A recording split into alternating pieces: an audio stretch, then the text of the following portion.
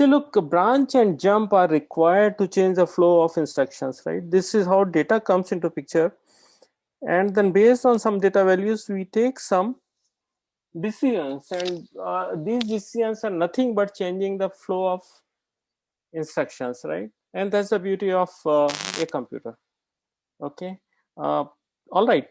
So today we'll study following branching instruction: branch on equal to, branch on not equal to, BLT and BLTU, branch on greater than equal to, jump, and you know assembly language program for all these higher level constructs like if then else, while, uh, for loop, etc. Right?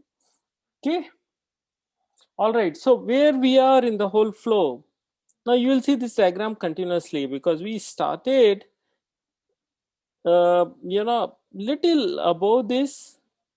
When we discuss what computers are and how do they work and so on and so forth, and then look at some aspects of programming language like C. I am assuming that you all of you know, so it's a part of the syllabus. Okay, because we will be using C very often. So if you don't understand C, then you will not be able to understand many things, right? So then we are right now here. Okay, we are still studying RISC-V assembly language program, right? And then we will look at machine language instructions, and then below this is, up below this is actually microarchitecture. Actually, microarchitecture, yeah, okay, or machine interpretation. So actually, microarchitecture actually starts from here itself, right? Okay. So we will look at now after this formats of this instruction, and then we'll basically how assembly language instructions are coded into machine instructions, and then we'll go and look at how can we design the processor, basically microarchitecture part. Okay, so this is where we are. We are still, it will take, I guess, 4 more classes to complete this part, and meanwhile I will give you some assignments, and you are going to use a simulator called Venus. Okay, so we will now study today logical operations, right? So, oh, sorry. Previous classes we have already completed all this. We have looked at arithmetic operations like add, subtract, add I. All immediate kinds we have done. Then we have done load and store instructions like load word, store word, load byte, store byte, load byte unsigned. And then we have studied in brief logical instructions, which is AND, OR, XOR, AND I, OR I, XOR I, and maybe few more. And then logical shift operation, which is SLL, SRL, SRA. There is shift left logical, shift right logical, shift right arithmetic, then shift left logical immediate, shift right logical immediate, shift right arithmetic immediate, right? So all these we have studied. And then yesterday somebody was asking the format for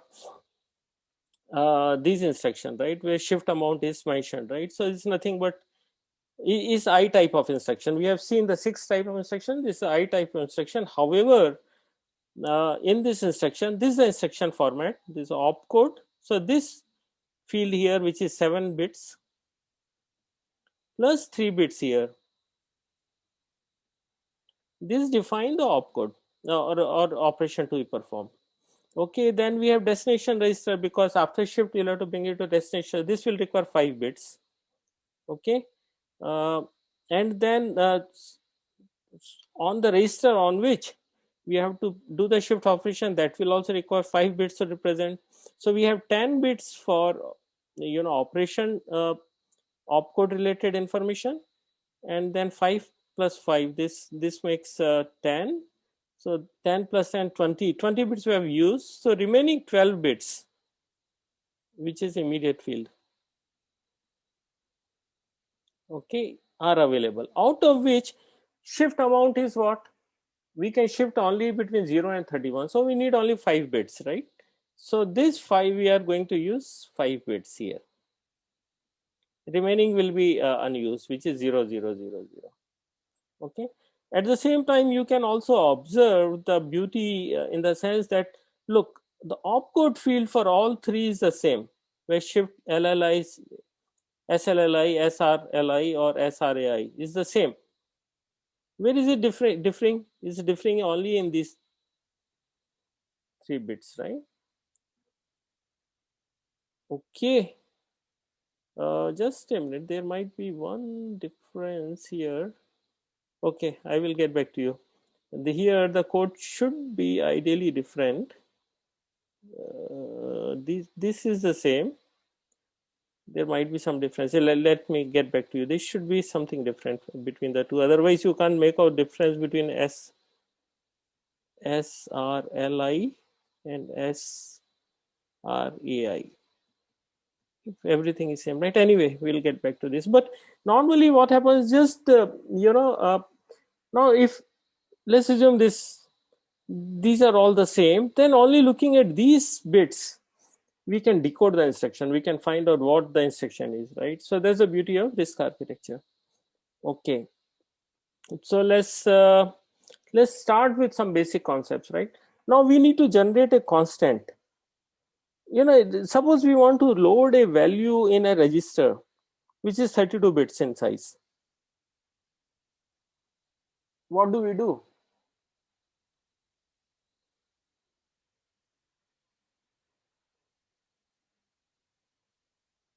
Anyone?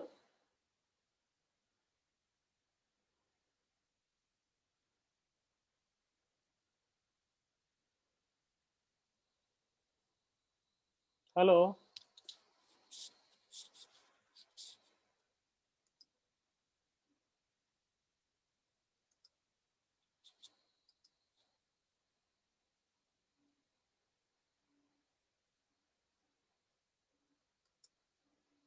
Hello, are you guys there? Yes, sir, you are audible. Okay, just then answer it now. How do you generate a constant? I want in a register, say S1, some value. I can define it as, in terms of hex A, B, C, D, 1, 2, 3, 4. So this makes 32 bits, right? I want to generate this. Just think about it. What can you do?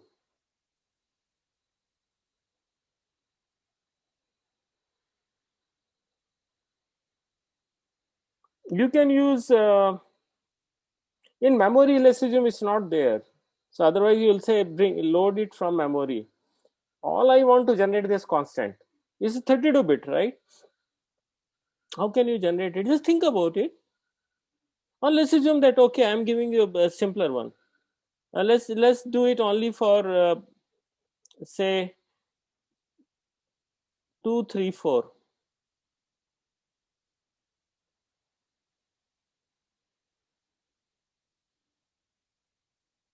This will constitute what? Just let me see.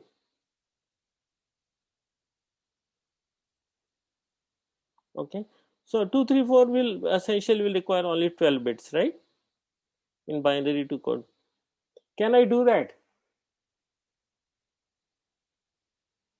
I mean, using the instruction we have studied so far.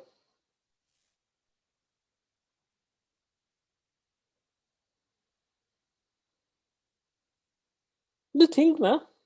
I want you to think.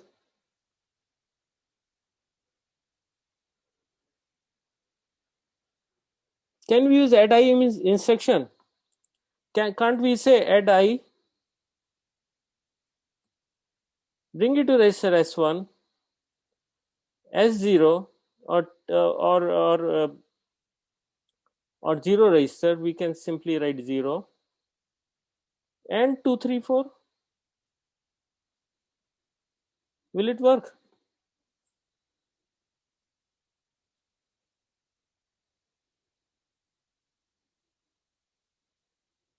Yes or no?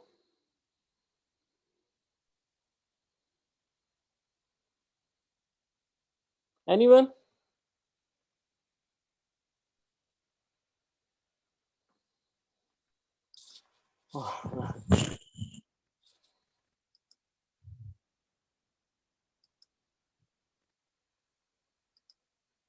Okay.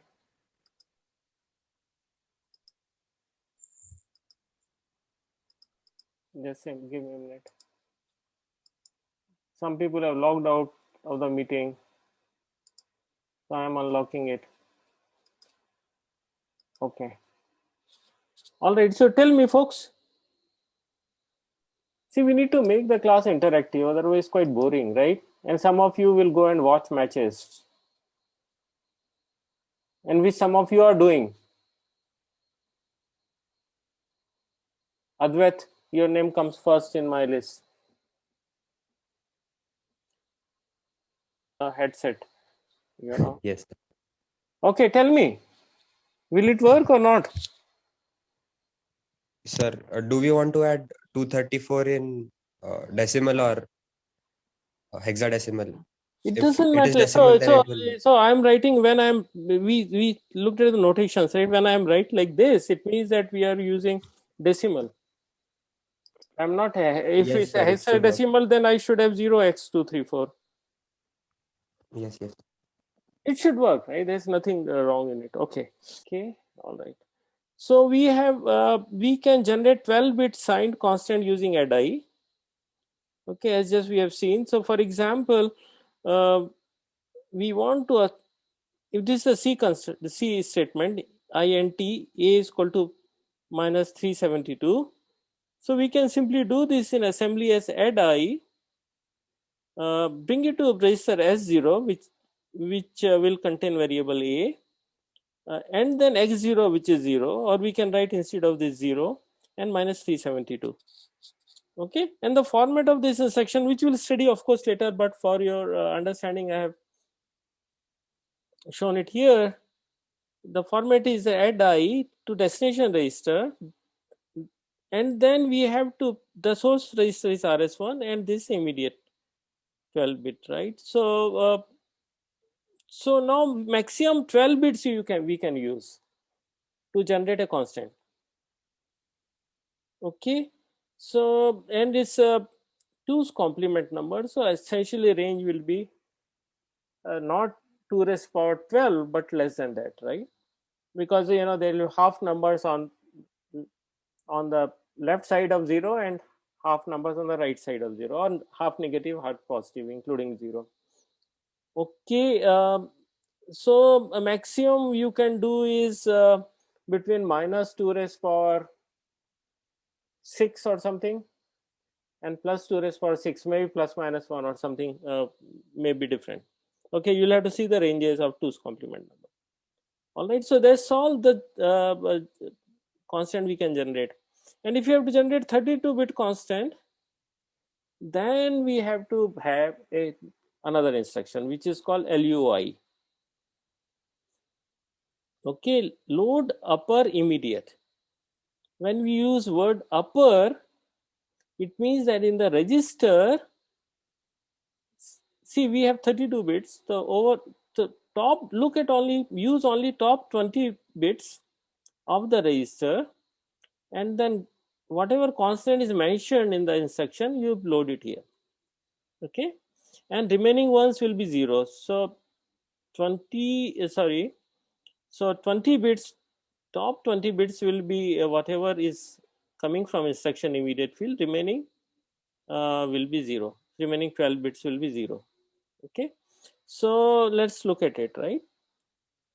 Okay, format of that will study of course later, but it's as simple as this. Is opcode, it's 7 bits, and then 5 bits for destination register, and then we have 20 bits here for immediate field. So what, all right, so now suppose we want to generate this one, right, which is in hexadecimal, which is FEDC8765. Okay, so what we are going to do is that we are going to bring this first into register and then bring this in by addition. So what we do is LUI to register S0, FEDC8. Okay, and to that you add this one. 761. So what we have in A is basically this one. All right. Any question?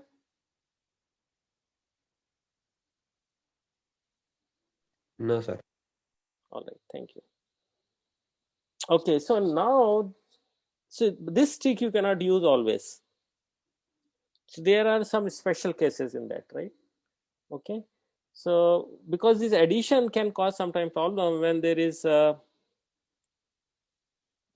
numbers. For example, if bit 11 of 32-bit constant is 1, then we'll have to increment the upper 20 bits by 1 in LUI.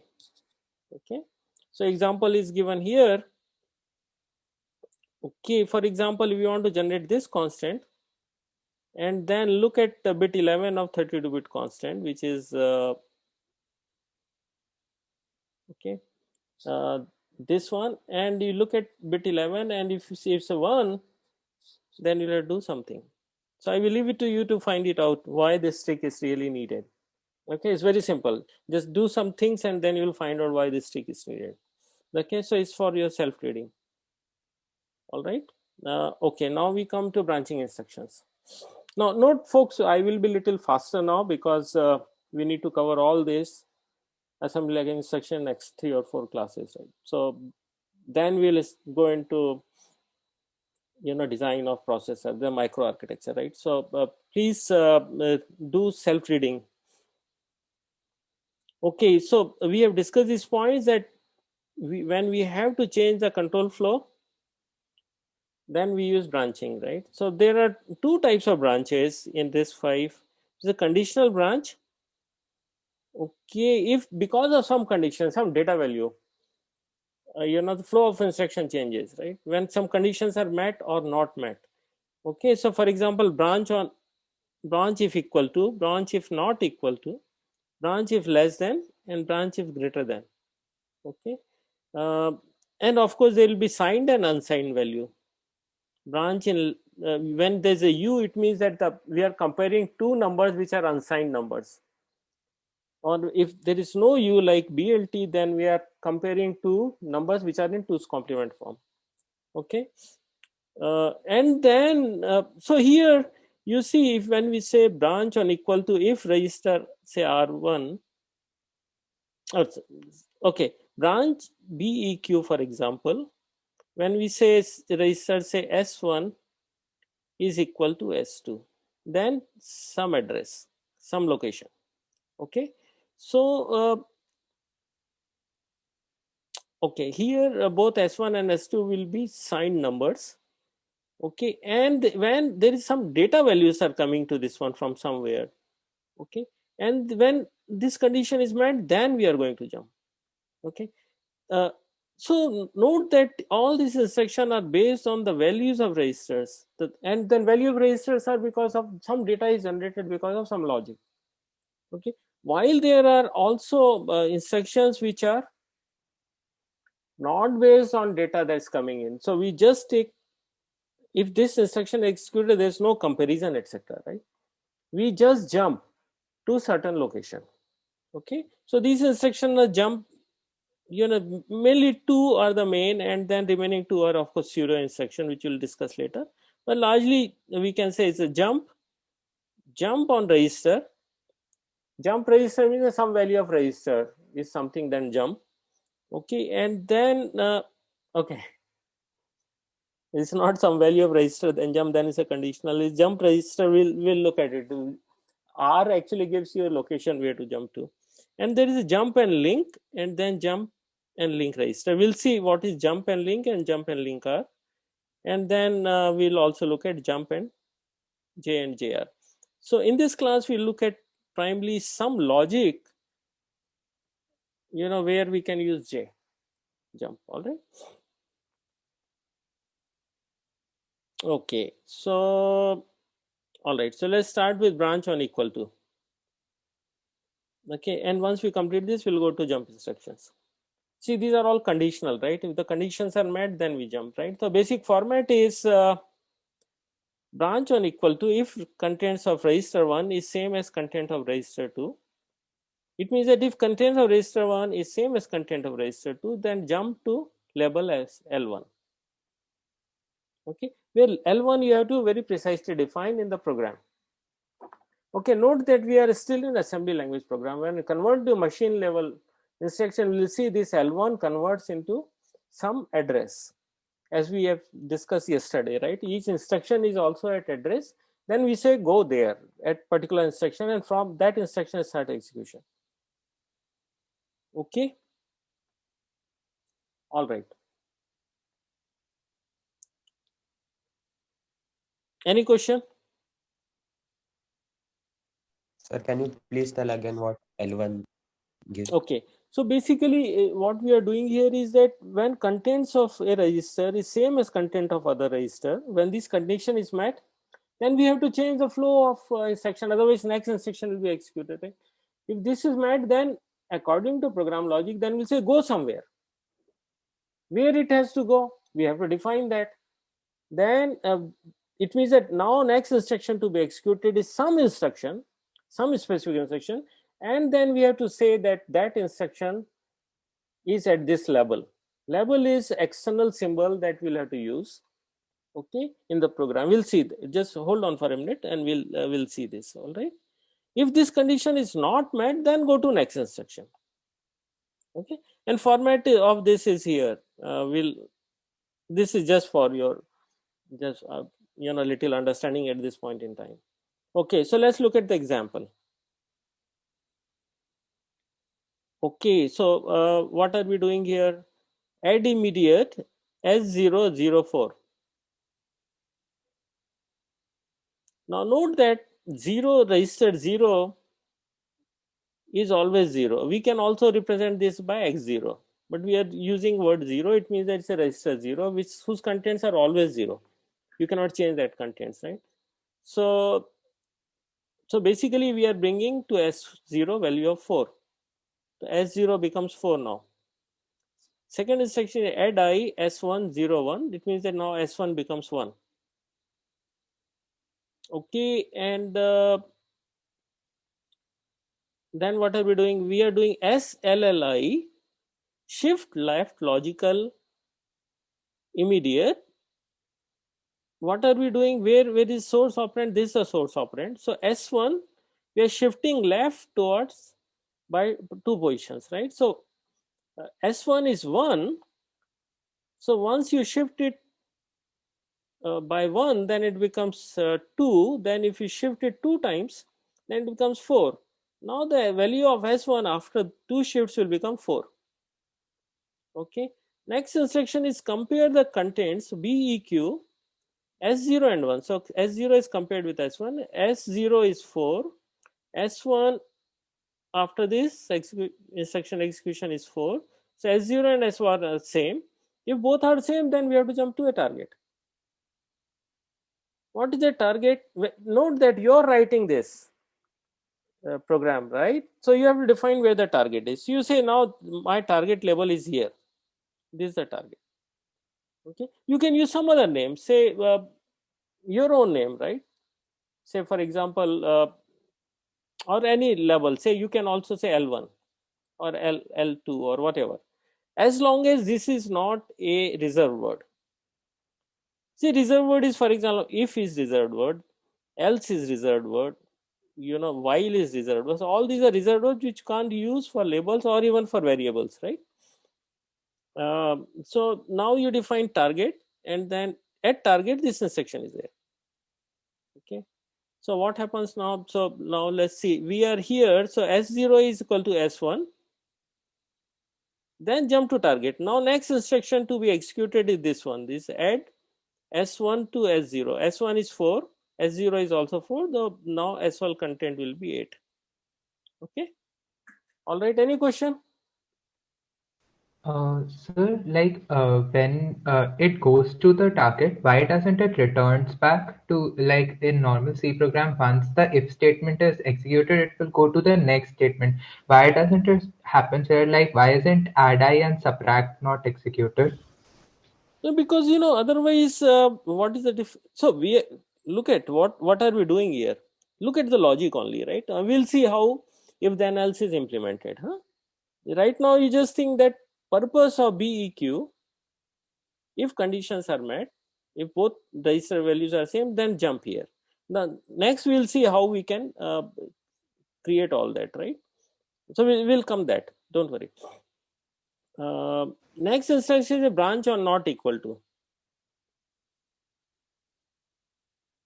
Okay, do the similar things. So what we are doing, bringing S0 in the S0 value of 4, S1 is 1, then shifted by 2 times, so both S0 and S1 become 4. Okay, now we say branch are not equal to. Okay, when we say branch are not equal to, if S0 S1 are not equal to, go to target. Now if S0 is same as S1, so we don't go here. So what we execute is the next two instructions, right? So what we execute is S1 plus 1. S1 is 4, so plus 1 it becomes 5, and then S1 plus S0, S1 minus S0 because sub instruction, so 5 minus 4 is equal to 1. And then of course flow comes here. Next instruction is this one. Then we do add S1 S0, bring it to S1, so it becomes 1 plus 4 is equal to 5. Is the logic clear?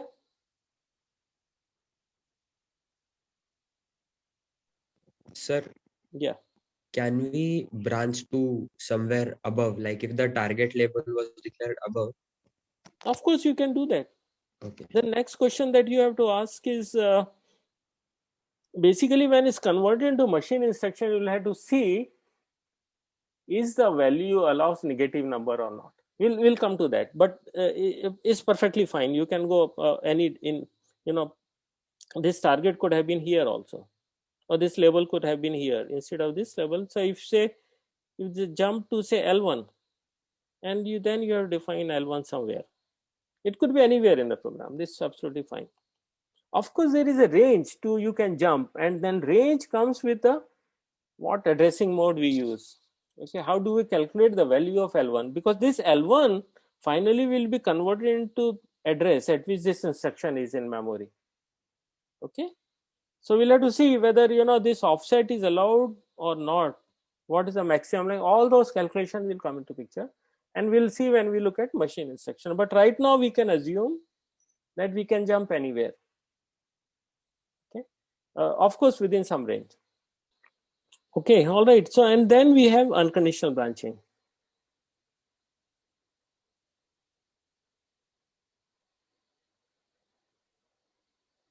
Okay, all right. When there is no data coming in, and then based on, then we have to just jump. Okay, so we have instruction which is jump to target, and this is a target label. Then you simply jump there. Okay, so it means that all these following instructions are not executed. Okay, so when we say this is a pseudo instruction, it means that this instruction actually does not exist in machine instructions. Okay, so we'll have to convert something.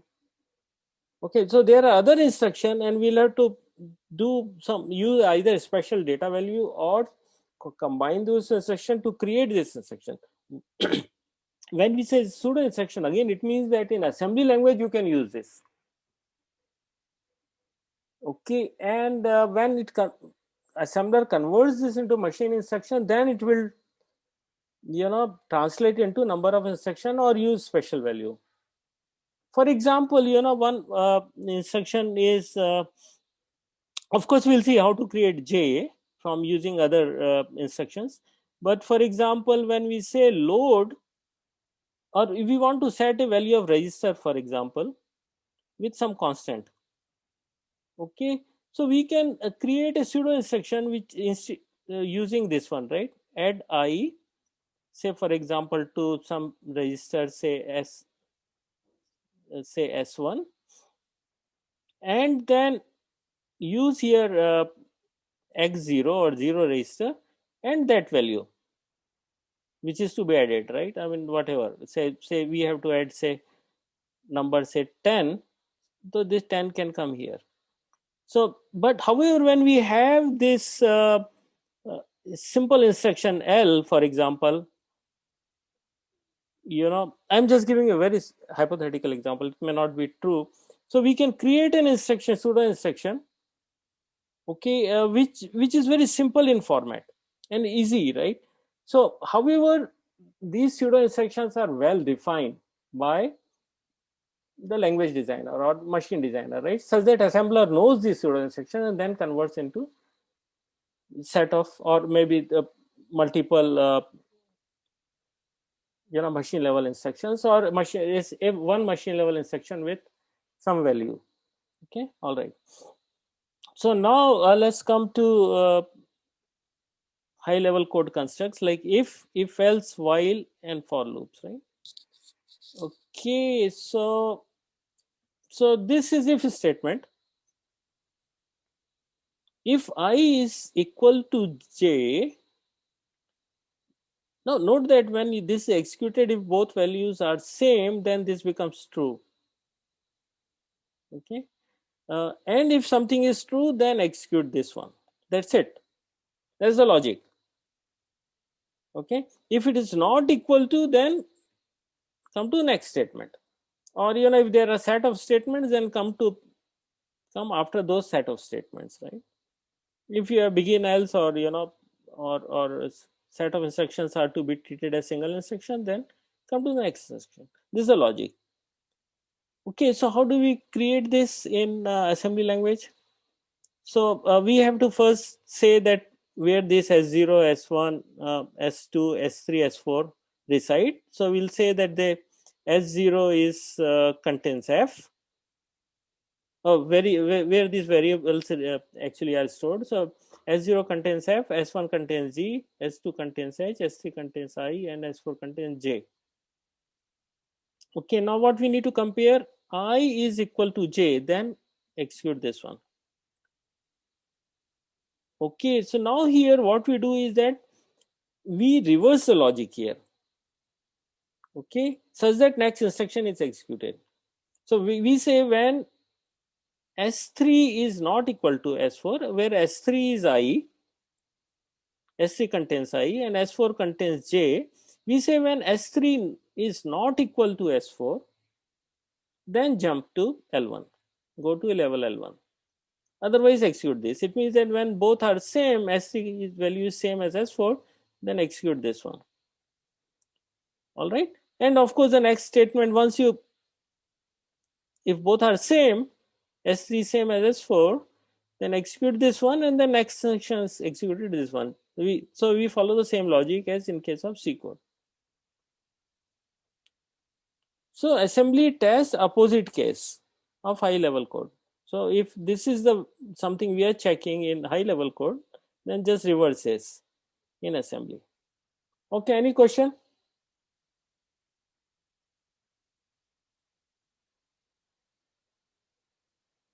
No, sir. All right. Now let's see how we can create if else statement, right? The logic here is that if condition is met, then you execute this one. Otherwise, you execute this one. Okay, it means that if condition is met, then this statement should not be executed. Okay, and what is, suppose this statement is, this is true, then you execute this, then what is the next statement to be executed, which will be following the else loop, else block, right? So it means that something that comes here will be the next section to be executed. All right, is that logic correct? Yes. Okay, all right. So now let's map these values to various registers. So we have I, J, G, H, F. Okay, so as we assume that S0 contains F, S1G, S2H, S3I, and S4J. Now we have I is equal to J condition, so we'll have to negate it. Okay, so we'll say I is not equal to J. So branch if not equal to, I is in S3 and J is in S4, S3 is not equal to S4, then jump to L1. Okay, So, and if they are equal, then execute this statement, which is G plus H. So then we execute add S1, S2, which contains G and H, and then bring it to S0, which is F, right? So we execute this statement. This statement we execute here. Okay. And then what is the next statement to be executed? We come here. So we'll have to then do jump to done. The done is actually a label for possible next statement. Okay. And if this condition is not met, it means that if S3 is not equal to if this condition is not met, means what?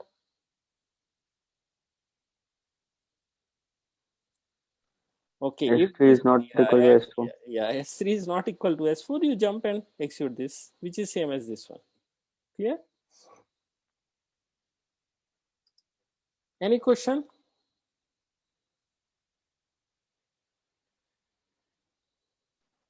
No, sir. All right, thank you. Okay, now let's start with while loop. Okay, the logic that we want to, or the problem that we want to solve is, this will determine the power of x such that 2 raised power x is equal to 128. So value of x we have to find out. Okay, and then C code is as simple as this, that define POW, which is actually power value is 1, start with 1 and keep on incrementing until the 2 raised power POW becomes 128 and start x is equal to 0. Okay, so then we have this loop while POW is not equal to 128. Okay, POW is actually here is the value after calculation, and then multiply POW by 2. Basically initially start with 1, then becomes 2, then 4, then 8, then 16, and so on, right? 32 and so on. And at this, and at every loop you increase the value of x by 1. So initially is 1, then 0, then 1, 2, and so on. Okay. So now what are we going to do here is that first we'll have defined where S0 and S1 will be. So S0, sorry, POW and X will be. So POW is in S0 and X will be in S1. S1. Okay, and you define all these values now, which is S0 is equal to 1. Okay, which is POW, this one. And then S1 is of course 0. Okay, so S1 0, how do we load it? We say add 0 and 0. So basically 2 zeros, contents of register 0 with contents of register 0, and bring it to S1, which is 0. So we initialize S1 as 0 and S0 as 1. Okay, and then we'll have to have a temporary value T0, which is 128, because we have to do this checking, right? And then create a we'll come here later. Then we have branch equal to S0 T0. What is S0 T0? S0 contains power when POW is equal to 128. T0 is 128. Then you are done. Fine. Okay. If not, then we'll have to, every time you have to multiply it by 2. POW is to be multiplied by 2, and POW is in S0. So you do simple left shift, SSLI by 1. So we are actually, every step we are multiplying it by 2. Okay, so this becomes next cycle, it will become 2. So after this instruction, this is executed, it becomes 2. Okay, and then what are we doing? We are incrementing this x, so it becomes 2 here. Okay, and do this loop continuously, and then 1. So now we have to go back here, right, for the second cycle. Then where do we jump to? We jump to this instruction. Okay, while is what? While label is here. Basically this corresponds to this address. Okay. All right. So this is the logic. Any question? Is it clear or not? I need explanation again.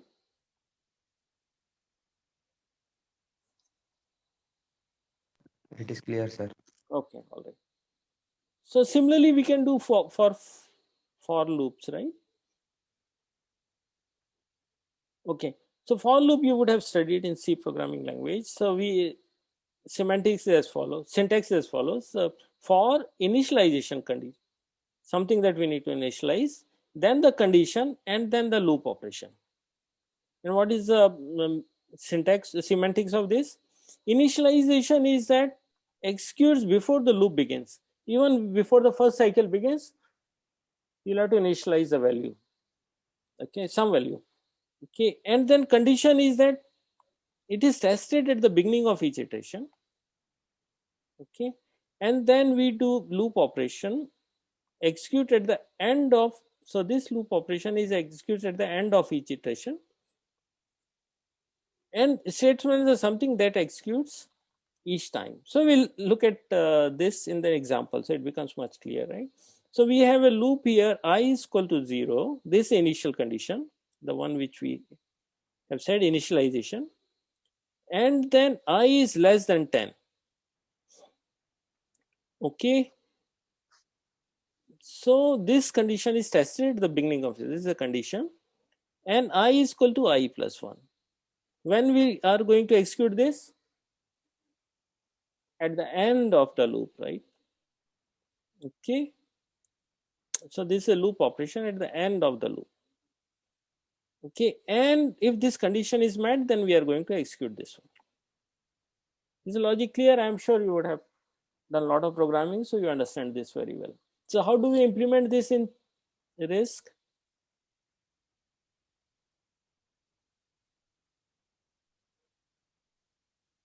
Okay, so first we have to define registers corresponding to all this.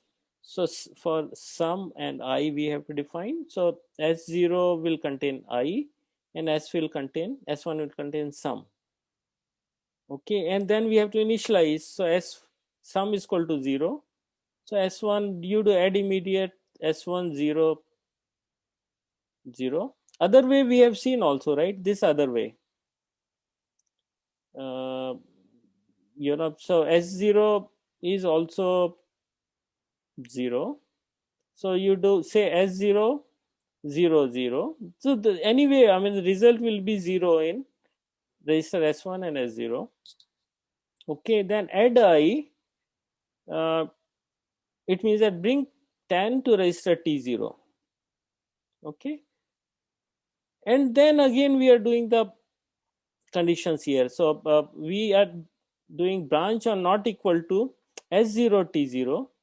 S0 contains what? I, and T0 contains value 10, right? So basically we have to execute this loop up to when, till the time it becomes 10, from between 0 and 9.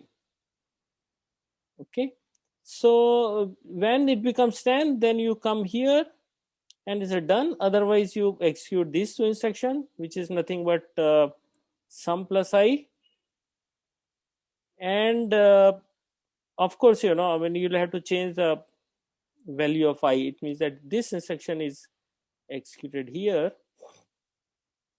Okay, and then sum plus I instruction is this one, and then this is unconditional jump and go back and keep executing. And when this condition is met, then you come out and the work is done, or loop terminates, right? Any question?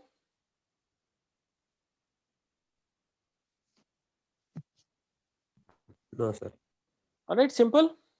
You can do programming now. Okay, this is another example for loop. Okay, please go through it by yourself. It's simple. I mean, so let's not spend time. Is exactly same that, but we are using here greater than or equal to. Okay, all right. Any question up to this point? No, sir. Okay. So what we have studied in this class? We have studied the following. We have studied branch or not equal to, branch and equal to, BLT, BGE.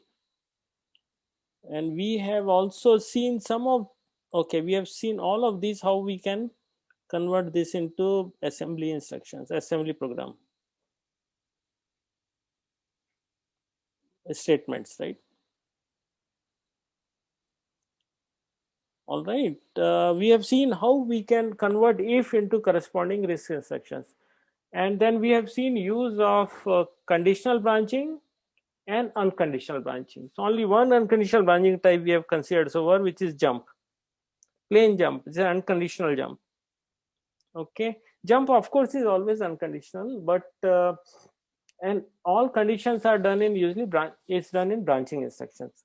Now plain jump we have considered where we are not doing anything but jumping to a location, but there are other ways in which we can jump. For example, if we have to return back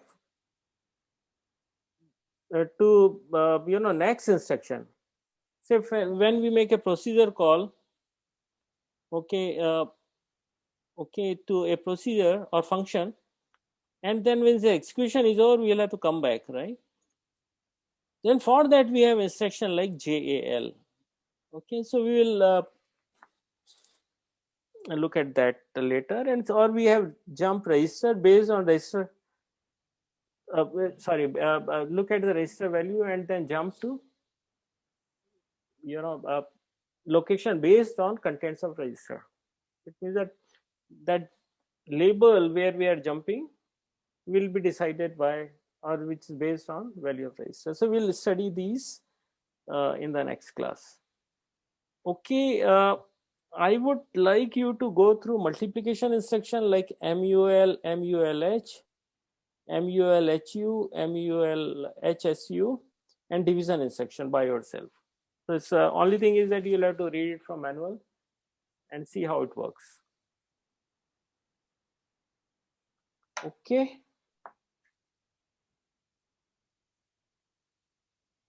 Any question?